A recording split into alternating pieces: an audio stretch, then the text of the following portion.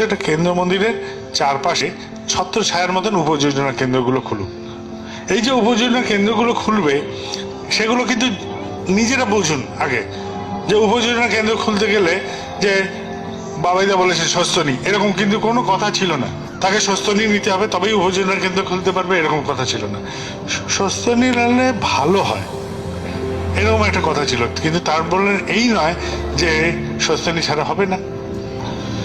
উপযোজনা কেন্দ্র খুলতে গিয়ে দেখা গেল যে মন্দিরের মাধ্যম দিয়ে যদি ইষ্টবিধি পাঠানো যাচ্ছে তাহলে অনেক সময় অঢেল থাকার জন্যে যেখান থেকে প্রশস্তি বেরোবে সেগুলোও ঠিক মতন আসছে। উপযোজনা কেন্দ্র ব্যতী রেখেও কিছু কিছু লোক এখনো সাপের মতন ভেতরে ভেতরে খেলে যাচ্ছেন, যদি এর থেকে কিছুটা সুবিধা তারা পেয়ে যান। এইখানে কিন্তু অন্যায্যতা। আপনি সাপের মতন খেলবেন কেন? আপনি তো সাপের মতন খল নন। তাহলে আপনার কি স্বার্থ এর মধ্যে লুকিয়ে আছে যে যা চলছে তার থেকে বাইরে আপনি দৌড়াচ্ছেন? তাহলে ব্যক্তিগত কিছুর জন্যই আপনি দৌড়াচ্ছেন।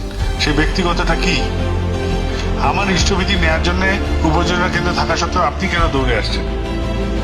তাহলে আপনার স্বার্থটা কোথায় এটা জিজ্ঞাসা করুন। আপনি কি স্বার্থে দৌড়াচ্ছেন? আপনার প্রশ্নই কিন্তু এইগুলোকে আটকে দেবে।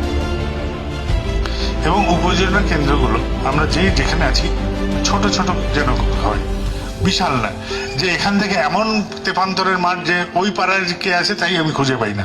যত ছোট ছোট জায়গায় করতে পারি।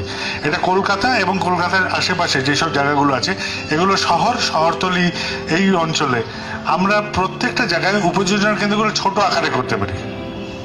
ছোট আকারে করলে কি হবে, আমরা প্রত্যেকের খোঁজ খবর নিতে পারবো এবং আমাদের প্রত্যেকে খোঁজ খবর নিয়ে আমাদের পরিবেশ বা আমাদের যে অংশটিতে আমরা বসবাস করছি সেটাকে ডেভেলপ করতে পারবো।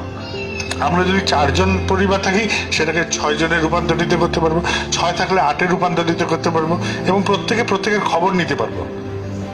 যত বড় হবে তত খোঁজ খবরের অসুবিধাগুলো হয়ে যাবে।